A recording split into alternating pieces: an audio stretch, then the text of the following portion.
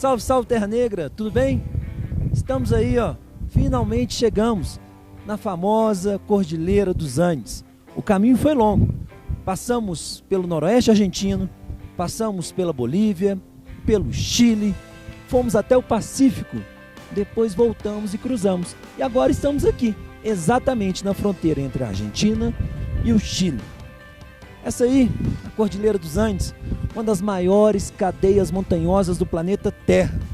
Pega lá do sul da região da Patagônia, entre o Chile e a Argentina, e se estende até o norte da América do Sul, entre a Colômbia e a Venezuela. É uma cadeia montanhosa que tem uma disposição longitudinal e uma grande extensão latitudinal. E uma das áreas mais elevadas está aqui, ó, na nossa frente, na região do Aconcagua. Muito bem, quando nós falamos de cadeia montanhosa, nós estamos falando de um subproduto da tectônica de placas. Afinal de contas, tudo isso é resultado de forças endógenas, da colisão de grandes placas. E quando a gente fala da gênese, ou seja, da origem da Cordilheira dos Andes, nós vamos falar de que tipo de atividade tectônica. Fala aí, Juninho. É isso aí, Percy. Então, vamos lá. Olha só, pessoal, estamos na porção ocidental da América do Sul, sobre uma grande parte da placa tectônica chamada de Sul-Americana. Agora a gente vai trabalhar com aqueles conceitos que geram muito medo nos estudantes, mas são bem simples. Vamos lá. Essa área onde nós nos encontramos é uma área de convergência. Você lembra do movimento convergente das placas tectônicas? É aquele movimento de colisão das placas. Aqui, nesta área, nós temos duas placas. A placa de Nazca e a placa sul-americana. A placa de Nazca é uma placa oceânica e, devido à sua composição basáltica, trata-se de uma placa muito mais densa. Placas densas, no momento da colisão, tendem a mergulhar em direção à astenosfera. E isso aconteceu nessa porção do território. A placa de Nazca mergulhou em direção à astenosfera. Por sua vez, a placa sul-americana soergueu. Quando ela soergue, dá origem aos dobramentos e à formação das cadeias montanhosas. Bem simples, não é? Uma placa colidindo com a outra. A mais densa mergulha, a menos densa, que é a placa continental sul-americana, soergue, dando origem a este espetáculo. Lembrando, essa margem que nós nos encontramos da placa sul-americana é uma margem ativa. Nas proximidades do nosso país, a margem já não está ativa, porque nós não temos uma zona lá no Brasil de colisão tectônica. Agora veja bem, seria somente o encontro de uma placa oceânica com a placa continental a responsável pela formação de uma montanha? Vamos lá, Percy, explica isso aí pra gente. Pois é, Juninho, como você bem disse, não é só esse fator aí da colisão entre uma placa oceânica e uma placa continental que dá origem a uma cadeia montanhosa. Vamos lembrar do caso do Himalaia, uma cadeia montanhosa em altitude maior que os Andes, porém em extensão menor. No Himalaia nós temos que tipo de colisão? Uma colisão envolvendo uma placa continental e outra placa continental. Lembrando que as placas continentais são menos densas que as placas oceânicas. As continentais têm uma formação predominantemente granítica. E daí, quando uma placa continental colide com outra placa continental, teremos um processo denominado de obducção. Diferente do que ocorre aqui nos Andes, que é fruto da subducção. Além do Himalaia, nós temos que lembrar também outras cadeias montanhosas importantes no planeta que vão entrar nos 5 mais importantes dobramentos modernos, como os Alpes, no norte da Itália, na Suíça, a cadeia do Atlas, no norte da África, na região do Marrocos, e também as montanhas rochosas, na costa oeste da América do Norte, nos Estados Unidos.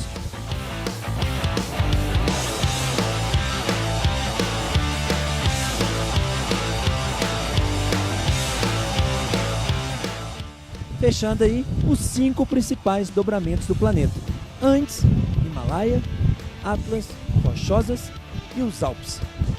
Devemos ressaltar também que, além da colisão oceânica continental, no caso aqui dos Andes, a colisão placa continental, como é o caso do Himalaia. Nós temos um exemplo lá no Japão, que é a colisão oceânica, onde as duas placas oceânicas de maior densidade vão entrar em choque. Daí teremos a subducção da placa oceânica mais densa, porém não haverá formação disso aqui, de grandes dobramentos modernos, como é o caso da Cordilheira dos Andes. Agora, de frente à montanha, eu vou lembrar do Brasil. Brasil tem montanha ou não? Explique isso pra gente, Vitinho. Justamente, Percy, essa é uma das dúvidas que eu mais escuto em sala de aula. Professor, nós somos de Minas Gerais, nós somos brasileiros, o Brasil tem montanha ou não tem?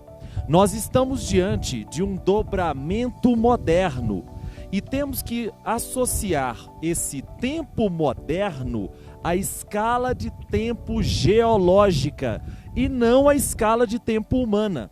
Escala de tempo humana mensurada em milhares, centenas e dezenas de anos. Já a geológica, milhões e bilhões de anos. Então, o que é moderno para o planeta Terra, já que ele possui 4,6 bilhões de anos?